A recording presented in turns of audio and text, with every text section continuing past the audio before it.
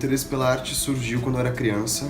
Eu sou filho de artistas e irmão mais novo de artista e primo também mais novo de artistas. Então a arte sempre foi um campo muito familiar para mim. E até então era só uma coisa divertida.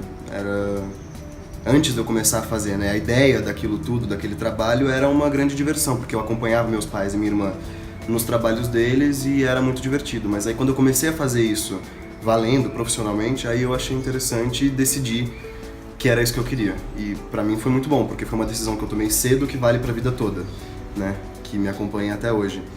E então isso me fez ter alguns conflitos muito cedo, lidar com a frustração bem cedo, né? A arte como profissão é delicado, é instável financeiramente, até você alcançar uma estabilidade leva um certo tempo ou uma certa dose de sorte, ou as duas coisas.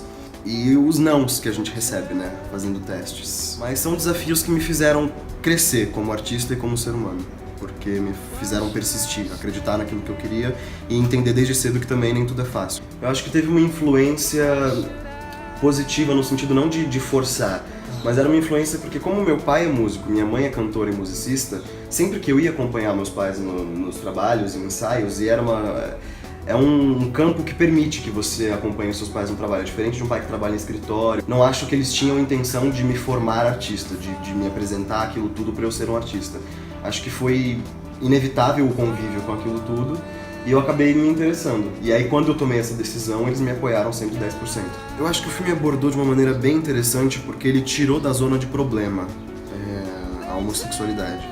Todo o bullying que a minha personagem sofre, o bullying de cunho homofóbico, não é porque os praticantes de bullying, por assim dizer, acreditam que ele seja gay. É simplesmente porque agora ele está sendo acompanhado por um garoto.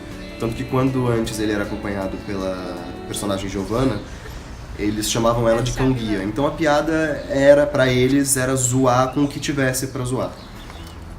Eu achei isso interessante porque ele aborda a homossexualidade, ele aborda a descoberta da homossexualidade de uma maneira simples, sutil, sem ser o cerne do problema.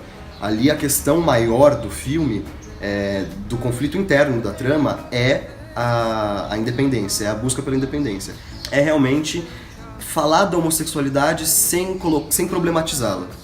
Então é ele se descobrindo sem passar em momento algum por um estado de negação, se perguntando se aquilo é certo, se aquilo é errado. Os pais também não colocam, não impõem de maneira alguma um determinado comportamento ou orientação sexual.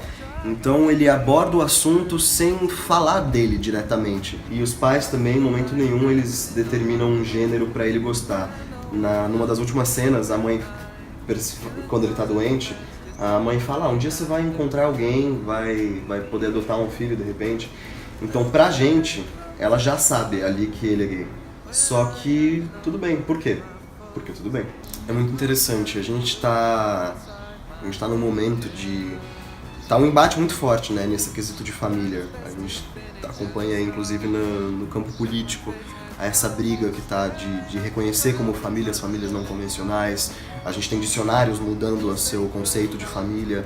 A gente tem políticas de inclusão e de direitos dos casais homoafetivos para reconhecê-los como família, e ao mesmo tempo um outro lado que quer combater isso a todo custo, que família é pai, mãe, filhos, usa como argumento o fato de que a maioria dos lares brasileiros são compostos por pai, mãe e filhos, que isso é o tradicional, família tradicional brasileira, né, como muitos chamam. E é muito interessante porque essas pessoas estão tão equivocadas e tão mal informadas que, segundo o IBGE, isso desde 2015, se eu não me engano, a família mosaico, como é chamado a família não tradicional, ultrapassou. Esse tipo de família já é maioria no Brasil. Então a maioria dos lares no Brasil não é composto por pai, mãe e filho. É composto por mãe solteira com filho, pai solteiro com filho, 2 mulheres, 2 homens com filho, vó criando a avó, a mãe, porque o pai abandonou. Então não é, esse modelo de família tradicional brasileira já não é mais o modelo de família tradicional brasileira. E o filme abordar isso dessa forma, tem bullying, tem homossexualidade, tem família, tem independência da juventude, essa busca pela independência.